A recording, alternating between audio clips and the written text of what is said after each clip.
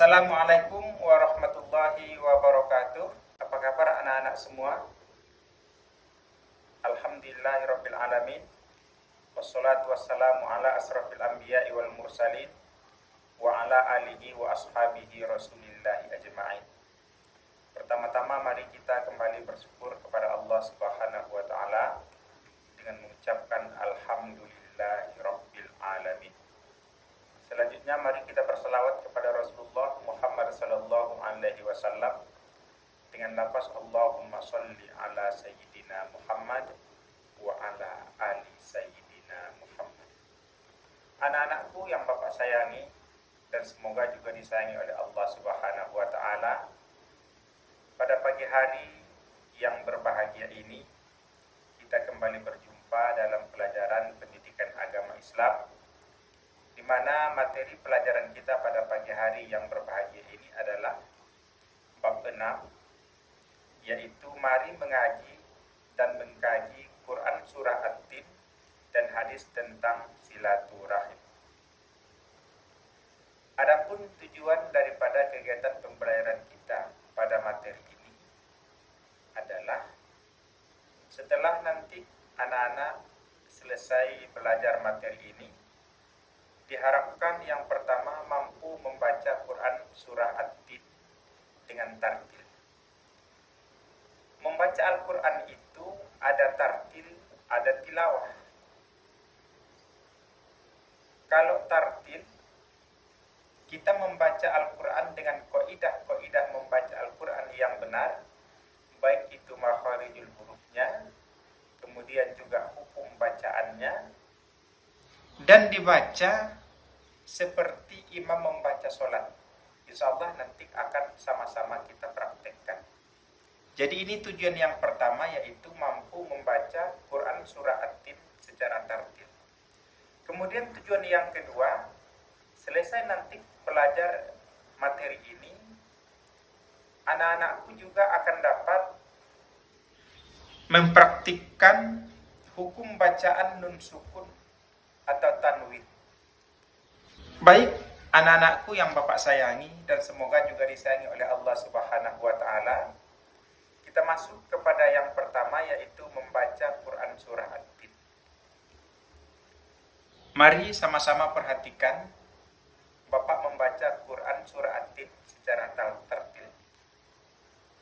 Sebelumnya Bapak juga ingatkan kepada anak-anak sekalian bahwa alangkah baiknya sebelum kita membaca Al-Quran, baik itu surah At-Tin ataupun surah-surah yang lainnya, alangkah baiknya kita awali dengan ucapan ta'awuz dan basmalah. Ta'awuz itu bunyinya adalah A'udzu billahi minasyaitonir rajim. Sementara basmalah Bismillahirrahmanirrahim. Baru kita lanjutkan dengan surah At-Tin. Wattini wazzaitun wa turi sinin wa hadzal baladil amin.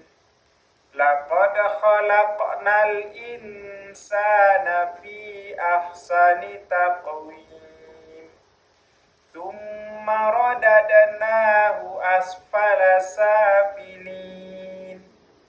Illalladzina amanu wa amilus solihati falahum ajrun ghairu mamnun. Fama yukadzibuka ba'du biddin. Alaisallahu bi ahkamil hakimin. Selesai membaca Al-Quran, juga sebaiknya kita akhiri dengan kalimat tasdiq. Lafaznya adalah Shadaqallahul azim. Silakan nanti anak-anakku praktikkan membaca Quran surah At-Tin itu secara tartil. Kemudian tujuan yang kedua dari pembelajaran ini adalah anak-anak bisa menentukan hukum bacaan nun sukun atau tanwin.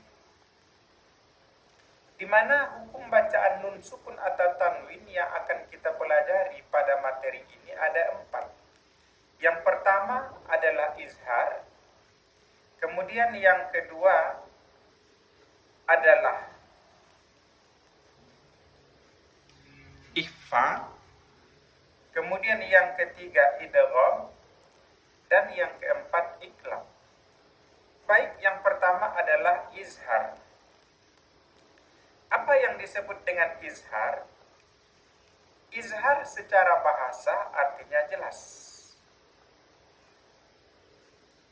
Kapan nun sukun itu dibaca jelas? Nun sukun atau tanwin dibaca izhar atau jelas jika bertemu dengan salah satu huruf halqi atau huruf-huruf yang keluar dari tenggorokan. Huruf-huruf halqi yaitu ha, kha, ain, ghain, ha, dan hamzah. Huruf halqi ini disebut juga dengan huruf izhar. Jumlahnya ada 6. Contoh, coba perhatikan. Ajrun ghairu mamnun. Ajrun ghairu mamnun. Di mana ro-nya berharkat tanwin. Bunyi n-nya dibaca jelas. Bapak ulangi. Ajrun ghairu mamnun. Baik, yang kedua adalah ikhfa. Ikhfa artinya adalah samar-samar dan mendengung. Nun sukun atau tanwin dibaca ikhfa jika bertemu dengan salah satu huruf ikhfa. Di mana huruf ikhfa itu dalam Al-Quran ada sebanyak 15. Apa itu? Ta, to, sin, shim, sin, za, fa, do, zo, jim, za, ka, so, dal, qaf. Jika nun sukun atau tanwin bertemu dengan salah satu 15 huruf itu, maka bunyi nunnya dibaca samar. Contoh juga dalam surah At-Tin. Al-insan. Ya. Jadi bunyi nunnya agak samar, tidak jelas. Nanti jangan dibaca al-insan. Itu salah. Karena itu nunnya jelas. Sementara cara membaca yang benar adalah nunnya disamarkan. Al-insan. Itu ya. Baik, yang ketiga adalah idgham. Apa idgham itu? Idgham yaitu suara nun menjadi hilang dan masuk ke huruf sesudahnya. Ada 2. Yang pertama idgham bi gunnah, yaitu dibaca dengan mendengung. Yaitu jika nun sukun atau tanwin dibaca idgham bi gunnah jika bertemu dengan 4 huruf berikut, yaitu ya, nun, mim, dan waw. Contohnya, yauma idzi yasduru. Itu kan za-nya berharkat tanwin, berbaris 2 di bawah. Yauma idzin, yauma idzin. Tapi karena dia bertemu dengan ya, maka huruf nunnya hilang. Menjadi yauma idzi yasdurun. Yauma idzi yas. Masuk ke bunyi ya. Yang kedua adalah idgham bila gunnah. Dibaca tanpa mendengung. Yaitu nun sukun atau tanwin dibaca idgham bila gunnah jika bertemu dengan dua huruf berikut, yaitu lam dan ro.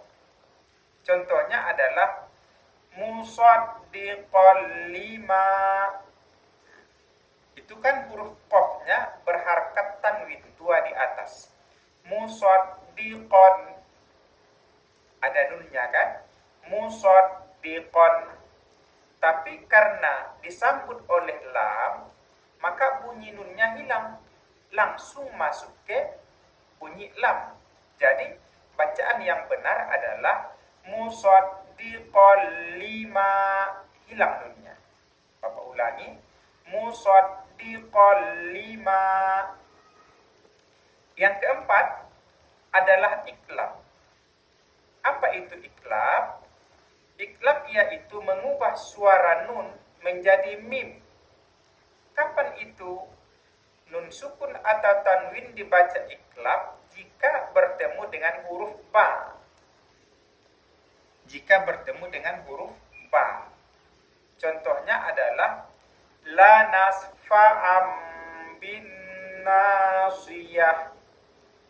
Nah, itu coba perhatikan. Huruf ainnya berharkat tanwin, dua di atas. La nasfa'an. Kalau dia terpisah, la nasfa'an. Namun karena disambut oleh ba, maka nunnya hilang menjadi la nasfa'am bin nasiyah. Jadi mim dia. La nasfa'am bin nasiyah. Begitu ya. Bapak kira sudah jelas Bapak terangkan. Mudah-mudahan dapat dimengerti oleh anak-anak Bapak sekalian yang Bapak sayangi dan juga semoga disayangi oleh Allah. Semoga bermanfaat. Semoga pelajaran kita hari ini mendapatkan keberkahan dan diridhoi oleh Allah Subhanahu wa taala. Terima kasih. Syukran katsiran. Wassalamualaikum